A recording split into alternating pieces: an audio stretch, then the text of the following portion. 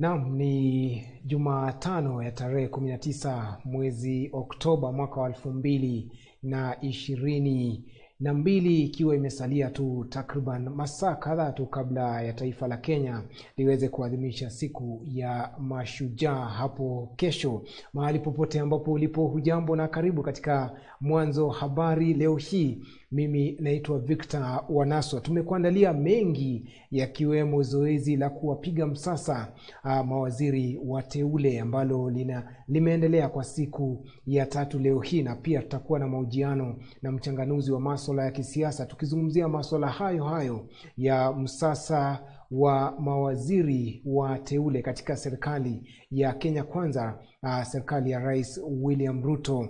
Ila mtazamaji, mimi naitwa Victor Wanaswa na nakukaribisha tuandamane kuanzia sasa hadi tamati. Nikukumbushe tu kwamba unaweza kufuatilia taarifa hizi katika tovuti yetu ya www.mwanzotv.com, na pia unaweza kusema nasi katika mitandao ya kijamii kwa maana ya Facebook, Twitter na pia ule wa Instagram ambapo tunapatikana kama @MwanzoTV Kenya. Tuanze na taarifa hiyo ya mawaziri wateule.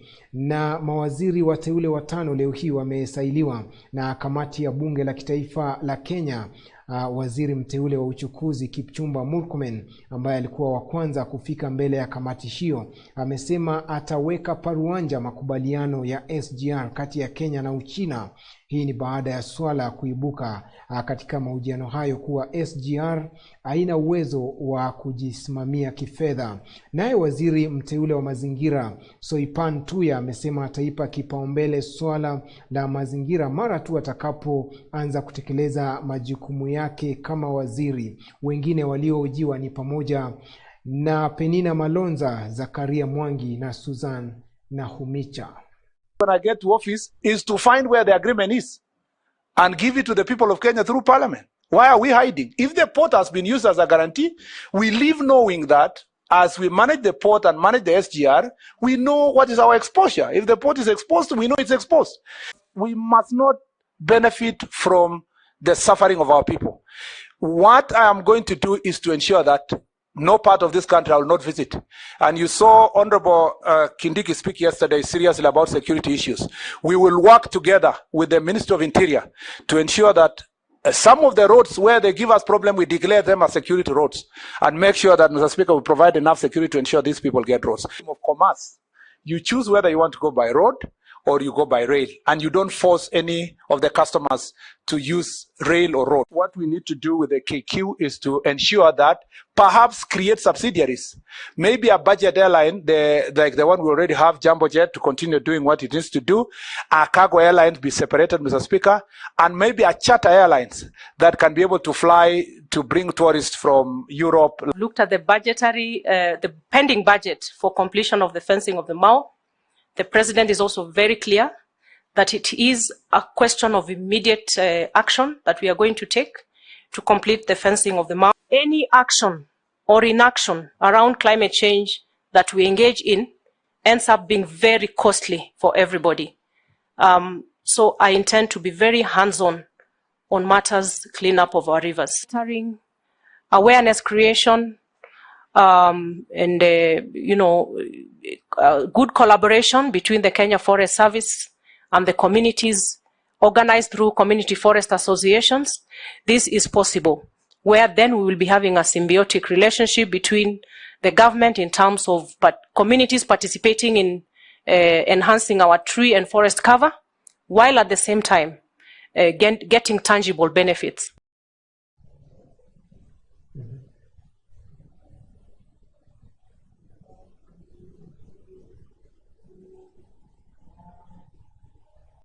Tumempata Kennedy Sankara ambaye ni mchanganuzi wa masuala ya kisiasa kutoka hapa Nairobi, Kenya. Thank you so much, Kennedy, for giving us this opportunity so that we can talk about this very important process that is expected to come to an end on Saturday. Karibu sana, and I also appreciate you for giving me your time to at least shape the conversation and identify one or two issues that we feel is right or not right with the entire process. Now, very quickly, day 3 of the process, and so far At least 15 people have been vetted by the parliamentary committee. And from where you sit, do you think the kind of questions that are being posed to those nominees are genuine, or it's just a way of rubber stamping the appointment of the president? Well, whatever it is that Parliament is doing today is actually assigning authority to a state officer. And if we refer to the Constitution 2010 Chapter 6, Leadership and Integrity, the Constitution is crystal clear that this authority is actually public trust, and the public trust must be exercised in a manner that, one, is consistent with the objects and purpose of the Constitution. Two, must demonstrate confidence, demonstrate confidence in those public offices by the people of Kenya. They must enhance the integrity of those institutions. They must demonstrate respect for the people of Kenya. And looking at the entire process, the lenient questions being asked by some MPs begs the question of how competent were they selected to sit in those particular committees. Are they there for purposes of collecting allowances or for purposes of helping the people of Kenya settle on the most suitable, competent and capable leader while executing the constitutional mandate of the cabinet nominees? So the entire process, to me, I've been surprised that even some are not speaking at all in that committee. And those who get opportunity to speak, majority of them are asking actually stupid questions that are not in one way or the other related with the question at hand of the cabinet nominees. We've had people with questionable integrity, and these MPs are seated there to ensure that the person who is taking or who is going to take oath of office actually have no stone unturned. Some of them are there to actually formalize the process. It is a formality. It is a process of a predetermined outcome. And do you think at the end, judging from the way the process has started off and so far, do you think we will have a scenario where a section of the nominees will be rejected by the committee? If at all, provisions of Article Chapter 6 is something to go by. If we need to bring honor and dignity to this nation, some must be removed from the list. I would be very particular. I don't have issues with education. Education, even those grades placed in the exam particulars, they are grades to be scored by students. You can start from E to A. So I don't have issues with Aisha Juma's educational background. My issues are in a certificate of good conduct, which is a constitutional requirement for anyone to present while seeking a public office, is indicating that she has a murder charge or case active in court. What is the hurry for? Why would she not do an honorable thing to accuse herself from the process, wait for the court procedures to be determined, and what if it was meant for her, it will be still get back? Why would someone write to DPP to request to be now a state witness? Witnessing who for what? It doesn't make sense. It is an honorable thing that people with questionable integrity, and this statement I'm not issuing on my political ego or to massage a certain political affiliation. I am doing this as a patriotic citizen whose patriotic responsibility is to defend, protect, and ensure that our constitution is safe from mutilation. Whatever it is that is happening today is actually a soft spot constitutional mutilation. It is a backdoor smuggling of corrupt, tainted people into public offices through a formalized procedure. That should not be the case. And then among all those who have already been vetted, no one has less than 100 million worthy of investment or wealth. Where do we, and they are expected to be serving the hustler government. Where is the hustler in the cabinet? In fact, the disconnect between the people holding the office and the actual issues affecting the people of Kenya is something to raise red flags and alarm over. You are talking of, you know, an hustler economy is a hand-to-mouth economy. Most of the hustlers are people who cannot afford 500 shillings in a day. Most of them are people who survive on hand-to-mouth economy. Now you bring someone, and I mean someone who is a billionaire. Actually, it's not a sin to become a billionaire. It is every man's aspiration to be healthy and wealthy. There is no dignity in poverty. But the connection is something to ask. What hustlers, you know, hustlers, actually, I would say this without any fear of contradiction. The president succeeded on inciting Kenyans against dynasties, or what he called dynasties.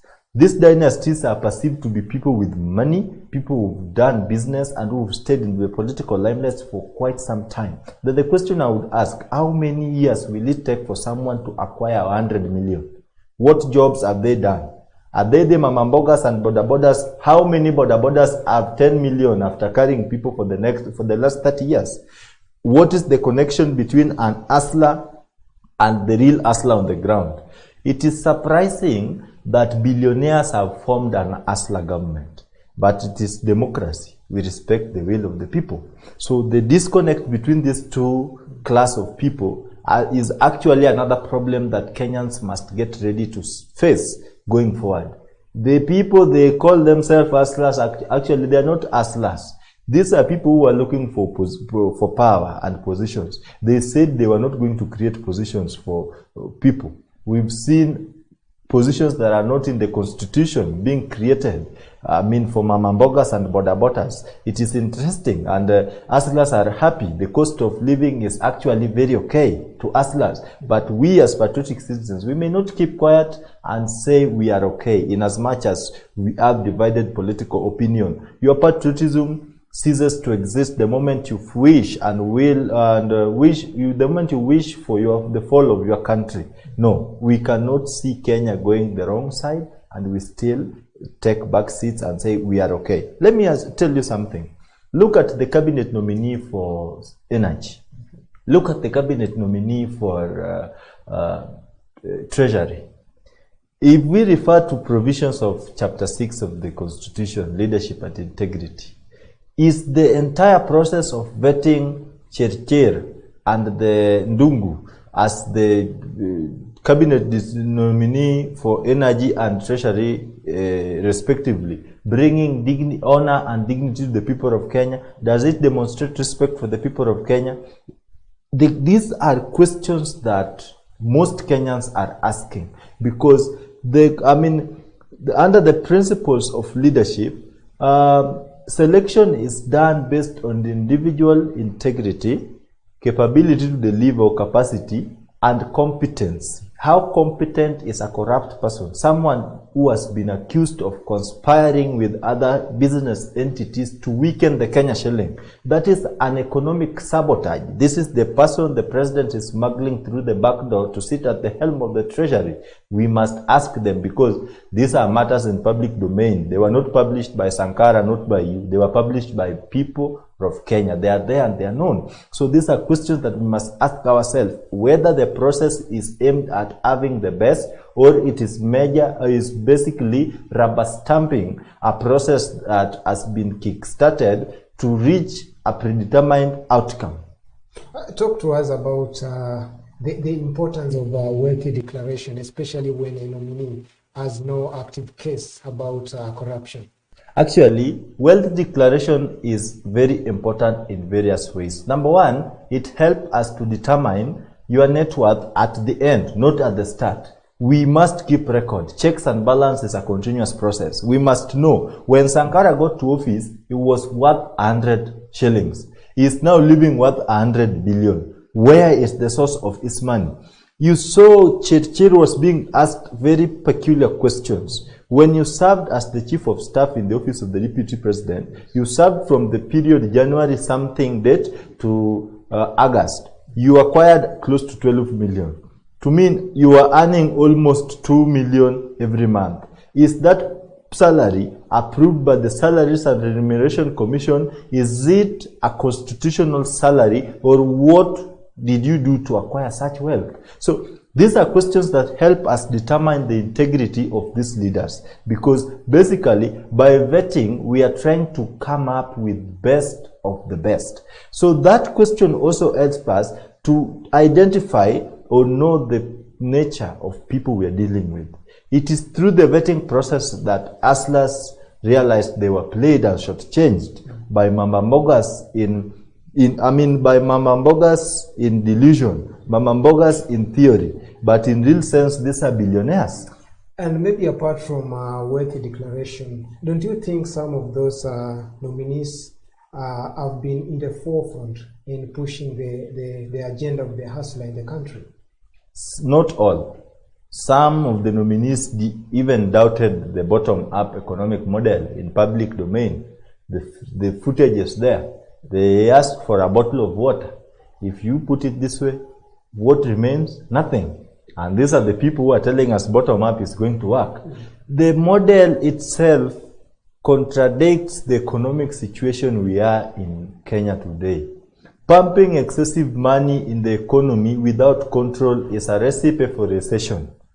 This is something that is going to affect us even much further, because we are already affected. We are in a dilapidated situation because most Kenyans cannot afford 3 meals in a day. You don't call such people rich people, but interestingly, they are being represented by hustlers, people who have over 300 billion and 100 million in their accounts. It is very interesting but questionable. So a lot of things. There is more than miss the high.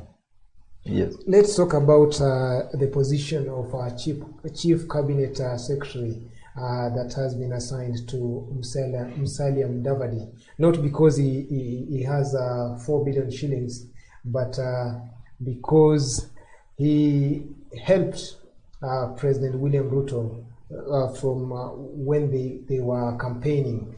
Now, from where you sit, do you think the position itself is constitutional? I find myself in an awkward situation to discuss this, owing to the fact that a person of Musalia Mudavadi is my personal friend. I have worked with him as his youth leader in the ANC party. I have worked with the president through his proxies during campaign, and my highest loyalty is all to my consciousness, not to individuals, and therefore I would speak what is supposed to be said. The position is unconstitutional. It is nowhere in the constitution. If at all we are defining ghost workers, then someone bright enough would classify Vice President Emeritus, Honorable Musalia Mudavadi, as a ghost worker, which may not be the case. But because he has been assigned a position that is not there, it is appointive. The president has got the powers to appoint. So those are major, basically presidential powers to appoint and even dissolve.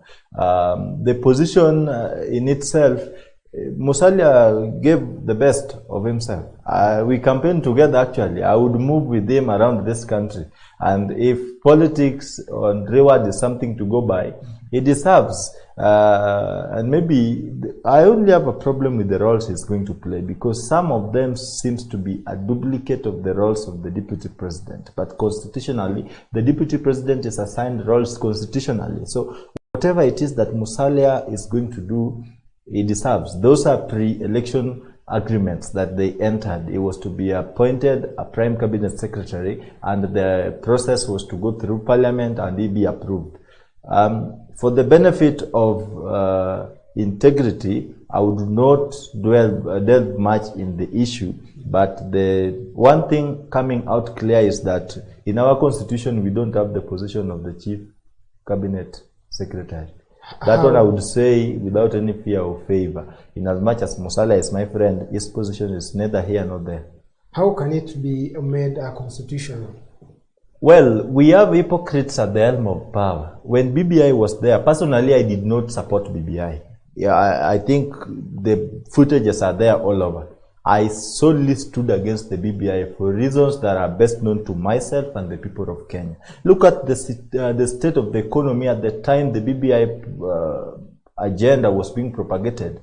people would barely survive on a 1 meal in a day. And then you're telling us we are going to pump billions of shillings in amending the constitution. In as much as I recognize that the constitution is a progressive document, and by so saying, amendment is a continuous process. Yes. But timing is a very peculiar issue that must be considered whenever such decisions are going to be made. So, making this prime cabinet position constitutional requires a constitutional amendment, a referendum, where the people of Kenya will decide whether to accept or reject.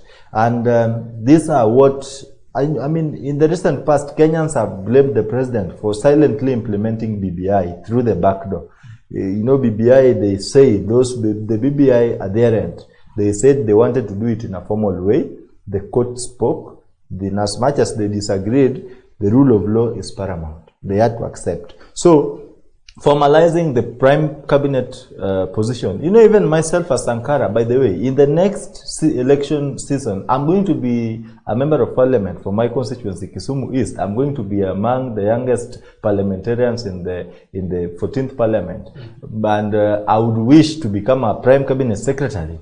I have all it takes. So, I would not demonize that position, but I would request and urge, campaign and champion for it to be streamlined and constantly recognized through a democratic process. We should not have it today, because Musalia is a senior person in the government. Yes. He has knowledge on how to run the government. His history speaks for himself. I have had personal interaction with him, and even to determine whether whatever is said about him is true or it's a mere political statement, and he has what it takes. So if such position may be left to reward senior citizens, yes, then let us constitutionally recognize them, because today Musalia may disagree with William Ruto, then tomorrow he wakes up and say Musalia has been dismissed. Where do we take the knowledge and wisdom from Musalia? So we need to constitutionally recognize this position, so that we don't let them to be major political pronouncements, where you can be given job on top of a roof car, and when the person gets in the car, you are told you are jobless. No? Let's talk about the names in the cabinet nominees itself. Musalia Mudavadi, a politician. Kipchumba Murkomen, a politician. Eden Duale, a politician. A majority of those who have been named are politicians as opposed to technocrats. The president was battling with very serious challenge. Either settle on technocrats or to go for political loyalists. So he decided to settle for loyalists, and but the problem with his loyalists is that these are people with questionable characters. Aisha Jumwa was accused of squandering 19 million CDF fund, murder case. There were controversies over, you know, all these raises red flags, and I would say red flags should be raised anywhere, everywhere and anywhere within the country. Wherever we have the Kenyan flag, we should raise red flags, because we are headed to a totally dangerous situation.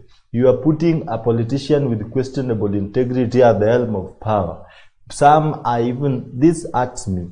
You conspire to weaken the Kenya shillings, the Kenya shillings value, then you are taken to the treasury. What do we expect?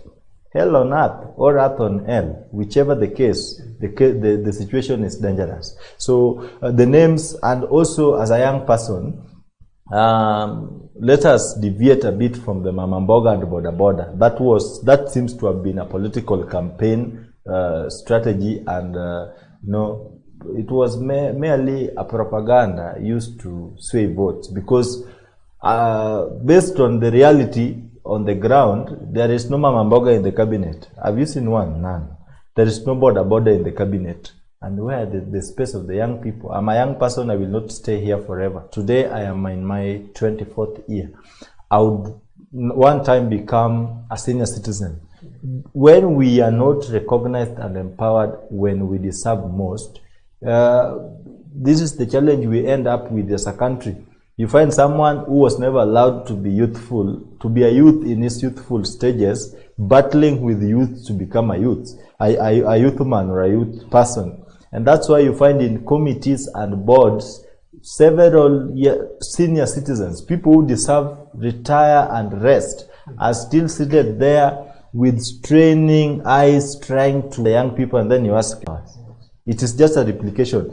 This thing moves from this point to this point. The same person is being rotated, and Kenya is composed of over 50 million people. So the question of technocrats and loyalists, the president was caught between a rock and a hard place, because some of these people were threatening him.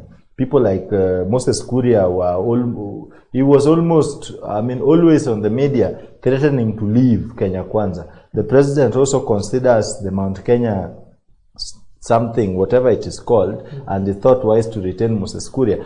Now he was trying to balance, should I settle for a technocrat or I go for loyalist? And what are the repercussions of settling for either of the two? It is easy to manipulate and control a political loyalist than a technocrat. If you've seen some of the ministers, they are very proud based on competence. Someone like Magoha says, if the president is willing to work with him, they may have a talk. He's not begging for that job because he's qualified and he knows with or without politics, he can still survive. Lastly, on the same, people don't go to school to become politicians. Education has got more serious meaning to the society than being a politician. And therefore, on that note, I don't see the direct correlation between academic excellence and leadership. Neither do I support leadership, basic education. You know, at the moment, as we're speaking in our country, people are not much educated. Majority of the people who have attained the university degree and diploma and certificate, they are not vis-a-vis the number of the population. So I think, and that's why it is not anywhere in the constitution that a cabinet nominee must have a degree. I've looked at that constitution severally. It is not there. And therefore, on that basis, people like Aisha Juma will prevail. But my problem with Aisha Juma is that she has an active murder case in court. That one, in defense of Chapter 6 of the Constitution, she should stay aside. So from your understanding, or rather from where you sit, what are some of the thresholds for someone to be considered to be an excellent candidate for the position of cabinet secretary? They must meet the provisions of Chapter 6 of the Constitution. Chapter 6 of the Constitution actually highlights what is expected of someone. It's like going for the position of an MP. They will tell you must meet the integrity and whatever provisions. That one, it reduces the expectations from the list. You know, when we ask for leadership and integrity, you must present a certificate of good conduct. That one defines or elaborates the crime record. You find someone with a certificate of good conduct, 6 spaces, all are failed. Then you give this person a job. There are serious employers, when you present a certificate of good conduct, the first thing they check is the sequence of cases. You can't be charged in January, in February, in March, April, then you call it political witch hunt. Are you the only politician being witch hunted? Why not others? Why only you? There must be a problem. So, the qualifications are enlisted under the Chapter 7, that is representation of the people, their positions and what is expected. But leadership and integrity is a very, very important part that most fail. Most are called, but a few respond because they are cut off.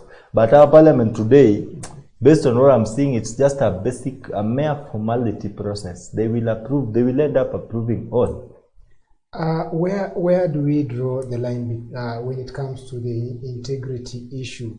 Because you find someone like Mintika Linturi, he has an active case in court, but he has not been convicted. So denying someone like him the opportunity to serve Kenyans in that position when he has not been convicted to have been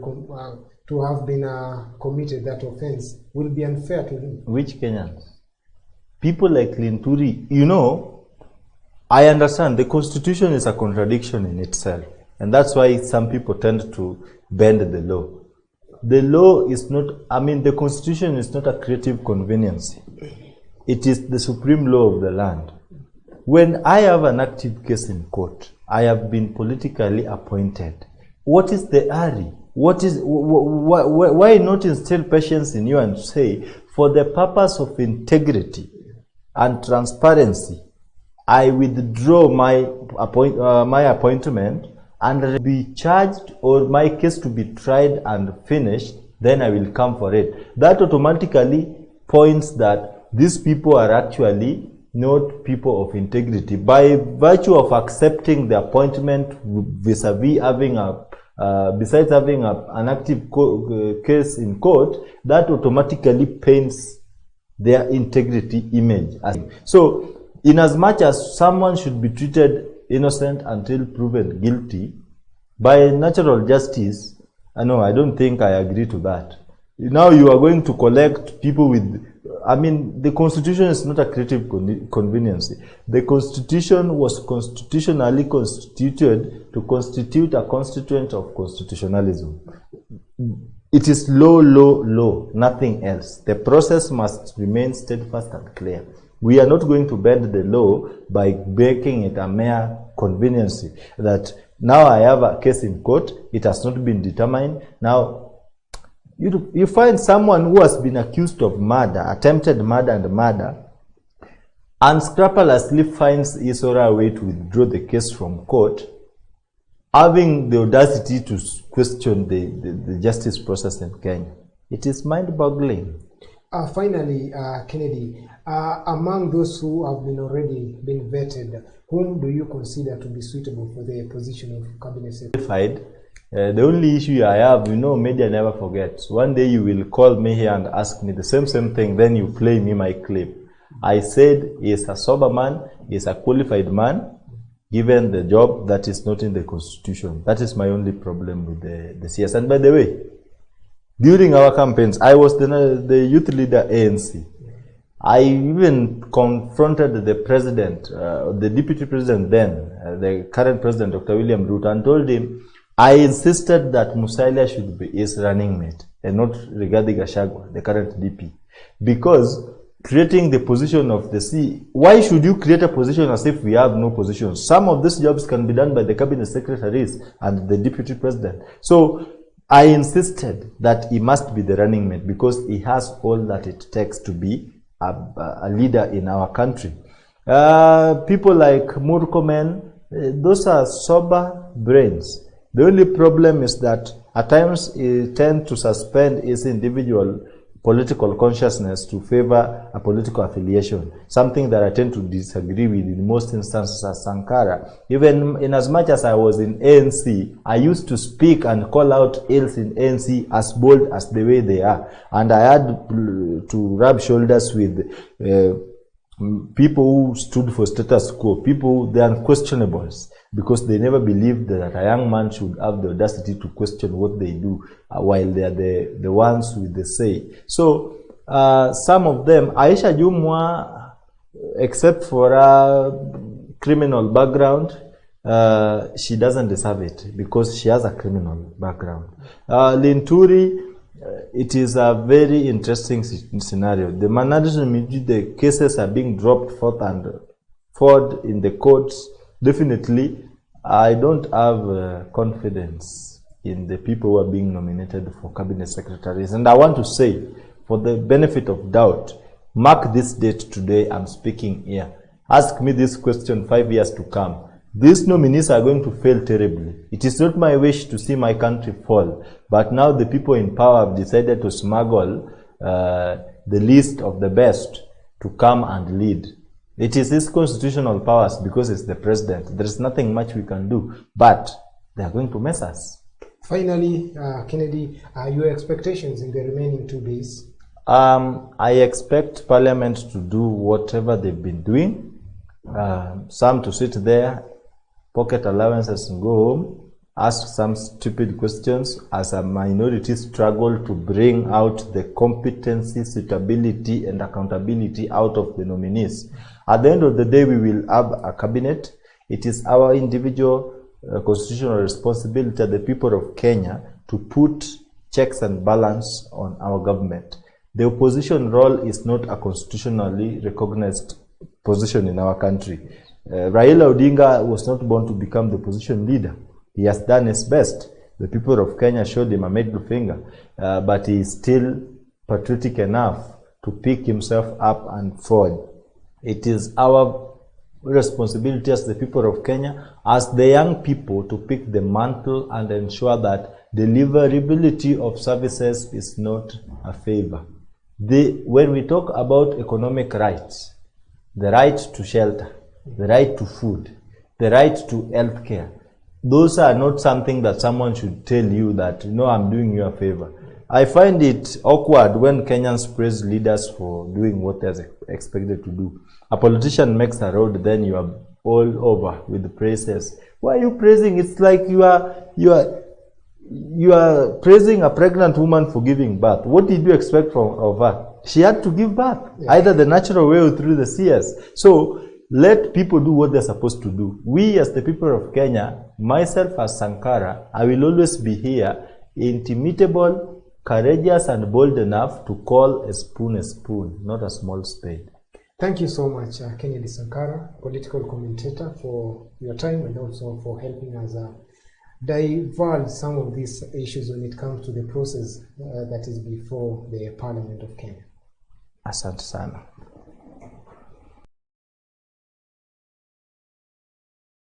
Rais William Ruto amesema kwamba serikali yake itatengeneza mazingira bora yatakayowezesha sekta za uzalishaji na utengenezaji bidhaa kunawiri nchini Kenya.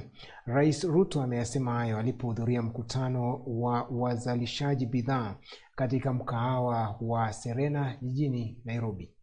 Our continent is importing milk, powder, food. It's because Kenya has not taken its place. Kenya is supposed to be the country that will position Africa appropriately to be able to make sure that we supply every commodity, every product that we should.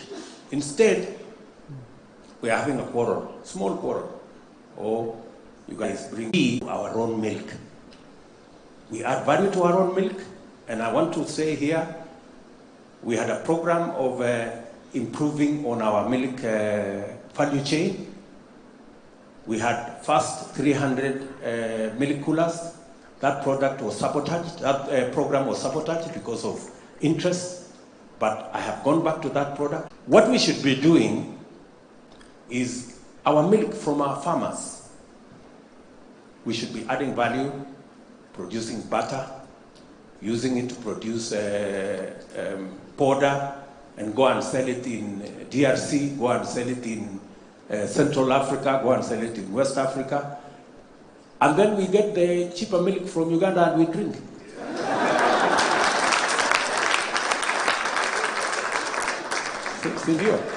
Yeah. Instead of having a quarrel with Uganda, why are we having a quarrel with Uganda? We are having a quarrel with Uganda because we have refused to take our rightful place in our continent. We should have made more steps and allow Uganda to come and occupy the next place as we move ahead. Are we together, good people?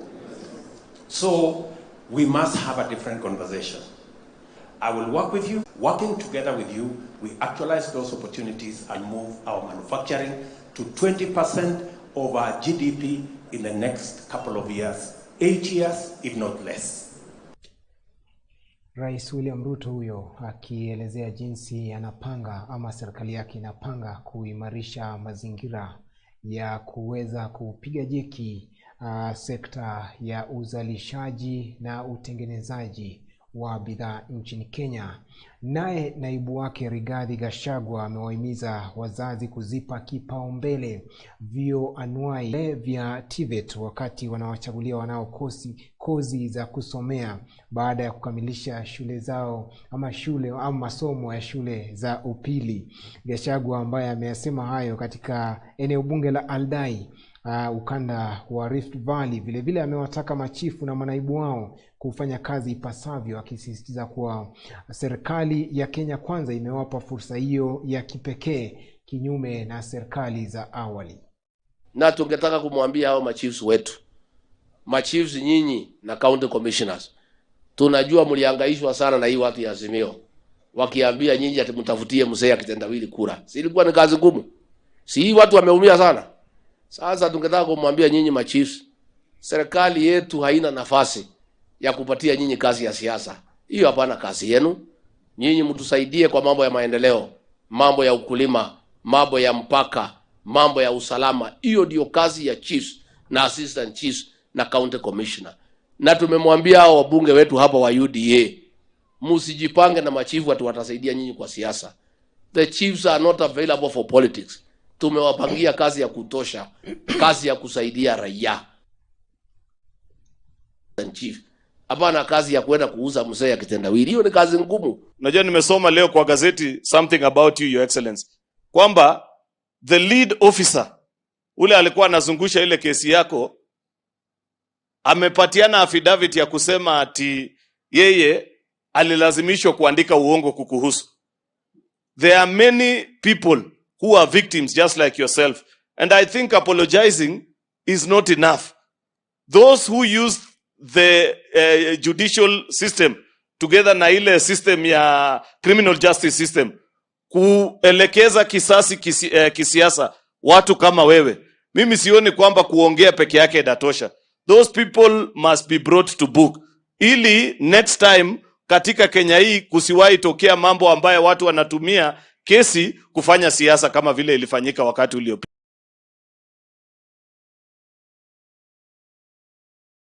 Wala Tunisia wameendelea kuandamana na kufunga mji wa pwani ya Zaziz, wakishinikiza kurejelewa kwa msako wa baadhi ya jamaa zao waliopotea katika jaribio la uhamiaji mwezi Septemba mwaka huu.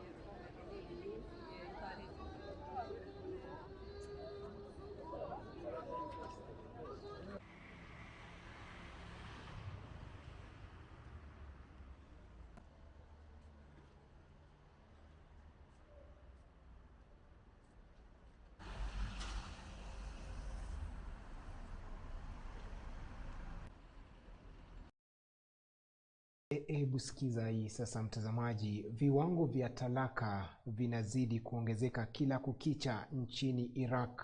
Mamlaka za taifa hilo zinataja matatizo makubwa zaidi ya kiuchumi, ndoa za mapema na ukafiri unaoletwa na teknolojia mpya kama vichochezi vikuu kwa kuongezeka kwa talaka hizo. Mwaka mmoja tu katika ndoa yake, Manal alikuwa mmoja wa makumi ya maelfu ya Wairaki kila mwaka ambao hutalakiana katika taifa lenye ufidhina, ambao viwango vya kuvunjika kwa ndoa vimeongezeka. Kwa Manal kama wanawake wengine wengi, sababu ilikuwa wazi: utegemezi wa kifedha wa mumewe kwenye biashara ya familia yake ulimaanisha kwamba hasingeweza kuchukua maamuzi yoyote yake mwenyewe. Msichana huyo mwenye umri wa miaka 33 alitalakiana miaka 8 iliyopita na mume wake wa zamani ambaye pia ni binamu yake na ambaye alikuwa akifanya kazi katika duka la vifaa vya babake. Sio tu kwamba alitegemea familia yake kwa pesa, lakini wapenzi hao pia waliishi pamoja na wakwe zake. اللي صار بعد الزواج انه اكو مشاكل اقتصاديه بالنسبه يعني لإله، لأنه كان هو ما مستقل ماديا، فبالتالي هذا سبب بعض المشاكل العائلية. موضوع إنه ما نقدر نستقل وحدنا، ما نقدر نطلع مكان وحدنا. اكو فد التزامات لازم تكون داخل العائله، انت لازم مجبر انه تشتغل عليها وتسويها في سبيل ارضاء الاخرين لانه هو ما مستقل.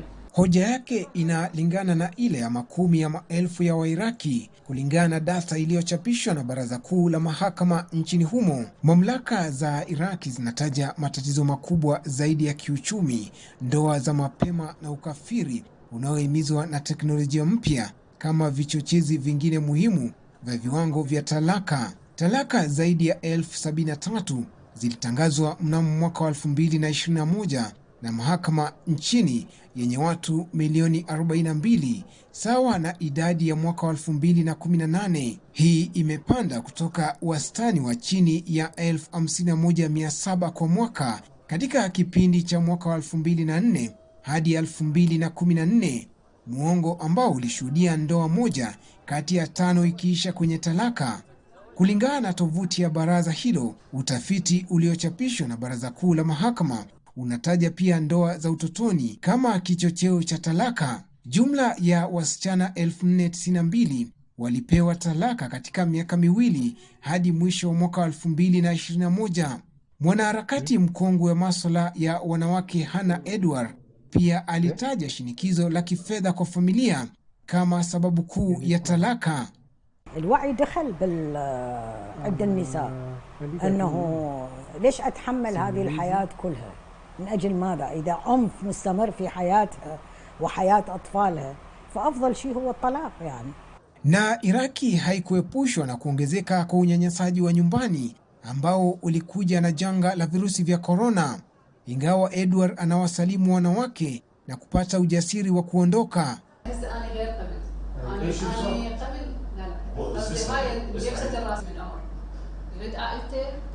صح. فهو يبدو الضبط العام. والدك شحال؟ قبل سنة. هذا متدخل والدك صح هذا القانون. بطل. ما اعرف علي طاهر. Lakini katika jamii iliyojaa uzalendo kama Iraq, mwanaume aliyetalikiana na mwanamke aliyeachwa si sawa.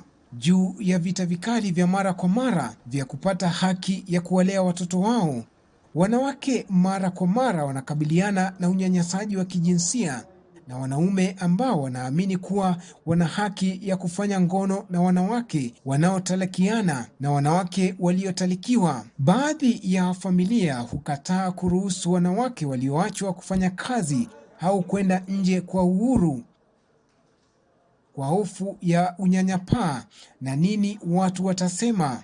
أن العائلة يتزوجون الطرفين ما عندهم مكان مستقل فيضطرون يعيشون ويا أهل الزوج أو أهل الزوجة، وبالتالي وجود العائلة الكبيرة في إطار ضيق مكاني محصور وضيق هذا دا يؤدي إلى مماحكات كبيرة، خلافات، ودا يأثر نفسيا ويزداد هذا الضغط هو بسبب عدم قدرتهم على الاستقلال.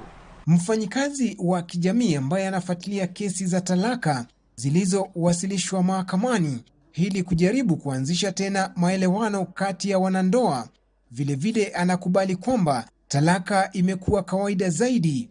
Akizungumza kwa masharti ya kutotajwa jina katika mahakama ya Baghdad, alisema kuwa katika 10% tu ya kesi tunaweza kupata suluhu na kuachana na kesi za talaka. Manuel sasa anaishi nyumbani kwa wazazi wake na anafanya kazi katika shirika la wanawake. Mwanawe Adam mwenye umri wa miaka 9 humuona babake mara kwa mara. Licha ya kuvunjika kwa ndoa yake ya kwanza, hajavuta uwezekano wa kuolewa tena, lakini anasema lazima masharti yatimizwe. Mume wa baadaye atalazimika kumkubali mtoto wake kwa moja, lakini pia matarajio yake ya kitaalam. Ushauri wake kwa vizazi vichanga vya wanawake wanaokaribia kuanza safari yao ya ndoa si rahisi. أحس إنه 28 30 هو عمر أفضل، طبعا مو مجرد عمر، أنا يعني أطرح هذا العمر إنه توصل البنية لمرحلة تعرف تختار، تعرف تفرزن بين الصح والغلط، تدخل سوق العمل، تكون عندها هي استقلالية مادية، تقدر تتخذ قراراتها بنفسها. الولد نفس الشيء.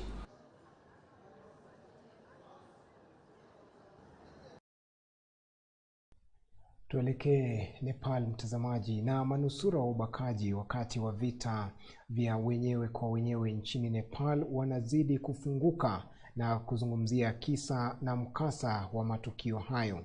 Mzozo huo ulimalizika mwaka 2006 kwa makubaliano ya amani ambayo yaliwaleta waasi serikalini na kuahidi haki kwa wale ambao waliteseka katika mapigano hayo. Akiwa amepigwa na kukabwa na maafisa wa polisi akiwa mtoto, Mira alikuwa miongoni mwa wahasiriwa wengi wa unyanyasaji wa kingono wakati wa vita kwa wenyewe nchini Nepal, na sasa ni mmoja wa wachache wanao.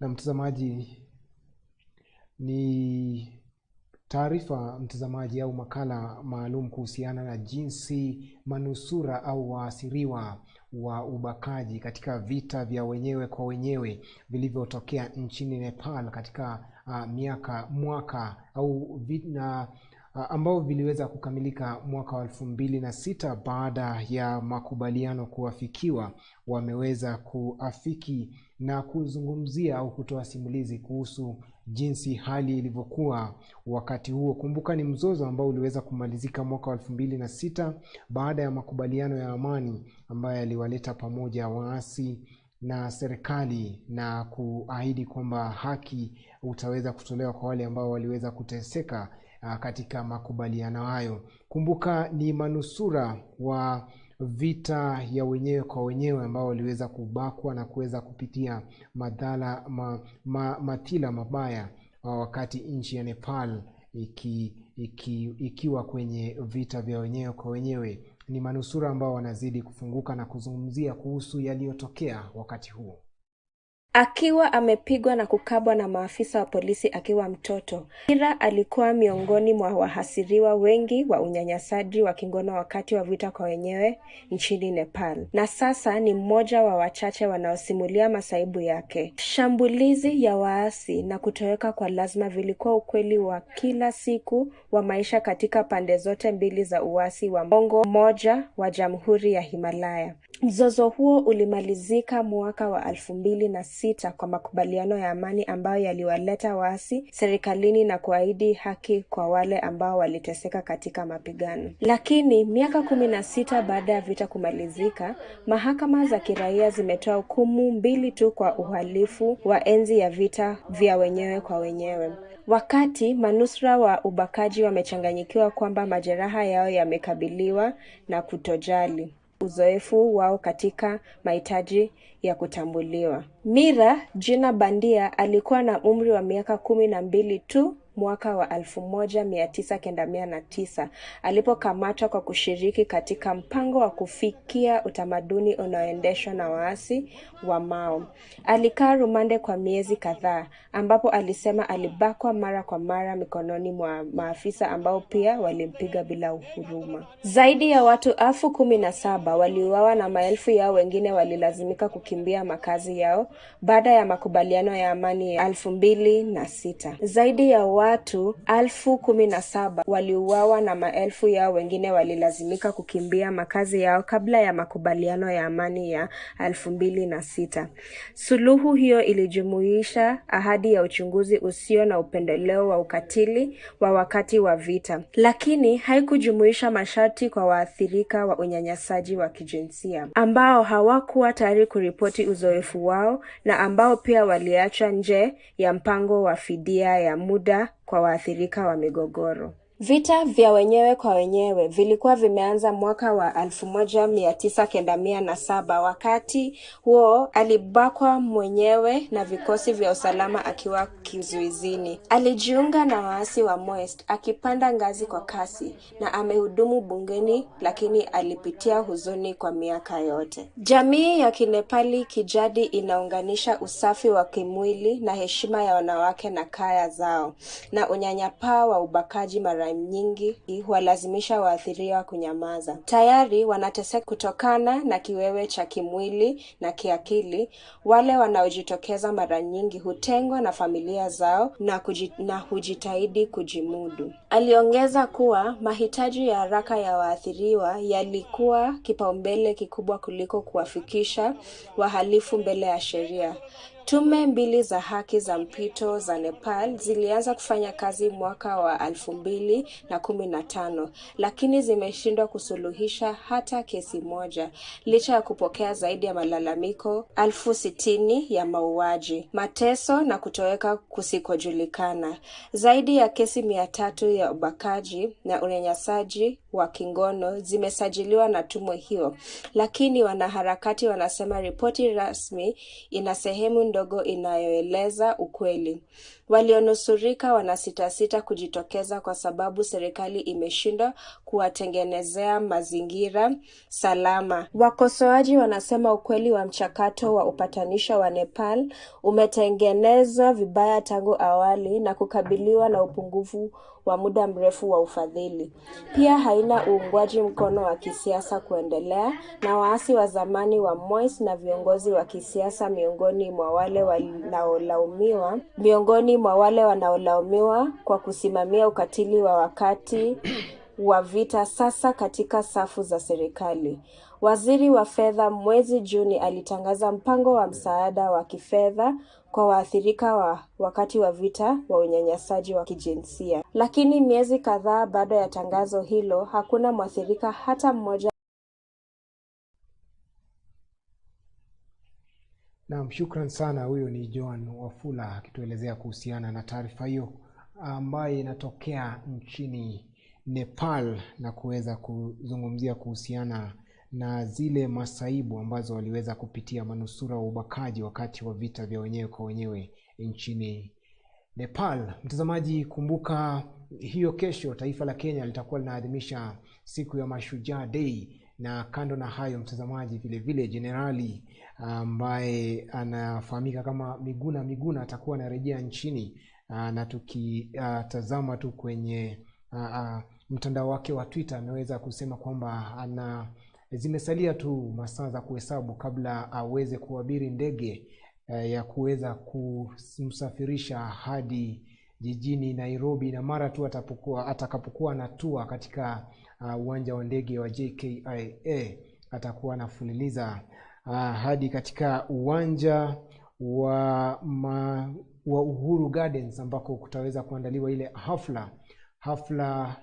hafla ya Mashujaa Day, na baadaye atakuwa anaelekea katika ikulu ya Nairobi ili aweze kutangamana na baadhi ya raia wa nchi ya Kenya. Nasi pia tutakuwa ange kabisa katika uwanja huo wa ndege, na vile vile sehemu ambapo kutaandaliwa ile hafla ya kuadhimisha Mashujaa Day, ili kuhakikisha tu kwamba wewe kama mtazamaji haupitwi na lolote kuhusiana na safari ya Miguna kurejea nchini au ujio wa jenerali nchini Kenya, na vile vile hafla ya kuadhimisha Mashujaa Day nchini Kenya. Kutoka kwangu mimi sina la ziada, kwa niaba ya kikosi kizima ambacho kimeweza kushiriki na kufanikisha matangazo haya anga kwa siku hii ya leo, na kutakia usiku mwema.